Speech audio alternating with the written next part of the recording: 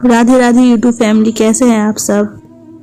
तो आज मैं आपको जगन्नाथपुरी की कथा सुनाऊंगी। तो आइए चलते हैं।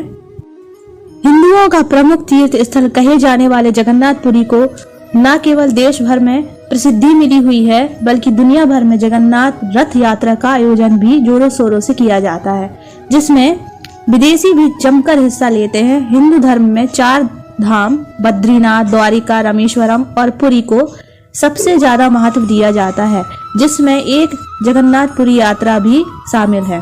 कहते हैं कि जगन्नाथपुरी मंदिर की तमाम विशेषताएं हैं जो इसे सबसे अलग बनाती है। माना जाता है कि मंदिर से जुड़ी ऐसी कई कहानियां हैं जो सदियों से आज तक एक रहस्य ही बनी हुई है। ऐसा बताया जाता है कि मंदिर के ऊपर से कोई भी विमान नहीं उड़ा सकता और तो और पक्षी भी उड़ने से डरते हैं। जानना चाहते हैं ऐसा क्यों होता है? तो चलिए आपको बताते हैं। सबसे पहले तो हम आपको श्री हरि ने की थी 4 धाम यात्रा, तो इसके बारे में बताएंगे। पौराणिक कथाओं के अनुसार भगवान विष्णु जब 4 धाम पर बसे तो सबसे पहले बद्रीनाथ पहुंचे, जहां उन्होंने स्नान किया। फिर इसके बाद जब वो गुजरात गए तो उन्होंने वहां कपड़े बदले। आगे भगवान उड़ीसा के पुरी पहुंचे, जहां उन्होंने खाना खाया। और आखिर में भगवान विष्णु तमिलनाडु के रामेश्वरम पहुंचे, जहां उन्होंने आराम किया। हिंदू धर्म में धरती का बैकुंठ कहे जाने वाले जगन्नाथपुरी को बेहद ही खास महत्व समझा जाता है। यहाँ भगवान श्री कृष्ण, सुभद्रा और बलराम जी की रोज विधि विधान के साथ पूजा होती है। अब हम आपको पुरी से जुड़ी प्राचीन मान्यता के बारे में बताएंगे। ऐसा माना जाता है कि भगवान विष्णु जी ने जब शरीर त्याग करने के बाद उनका अंतिम संस्कार किया गया, तब शरीर के एक हिस्से को छोड़ उनका सारा शरीर पंच तत्व में मिल गया।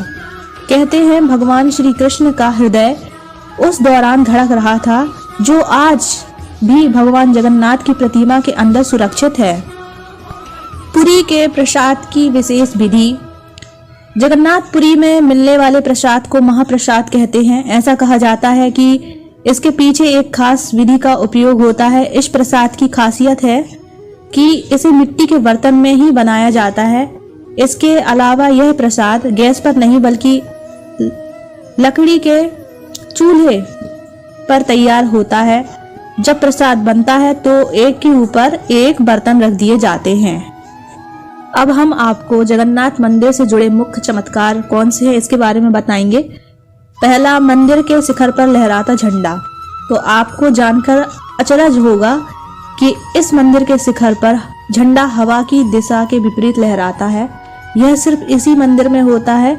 यह भगवान का चमत्कार ही है कि झंडे का हवा के विपरीत लहराना। मंदिर के शिखर पर लहराने वाली ध्वजा को व्यक्ति जब शाम के समय बदलता है तो उसे यह कार्य उल्टा होकर करना पड़ता है।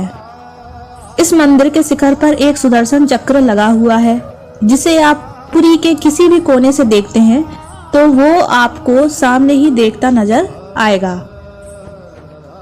जगन्नाथपुरी मंदिर के शिखर के ऊपर से ना कोई पक्षी उड़ता है, ना ही कोई विमान। इसके पीछे इसके शिखर से निकलने वाली एक अनोखी ऊर्जा है। एक बार तो यहाँ रहस्यमयी तरीके से आग भी लग गई थी, जिसका वीडियो बहुत ही वायरल हुआ था।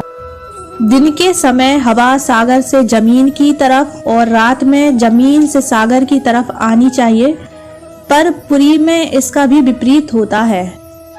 यह भी आश्चर्य की बात है कि कभी भी मुख्य गुंबद की छाया नहीं देखी गई है। यह भी जगन्नाथ मंदिर को रहस्यमय बनाता है।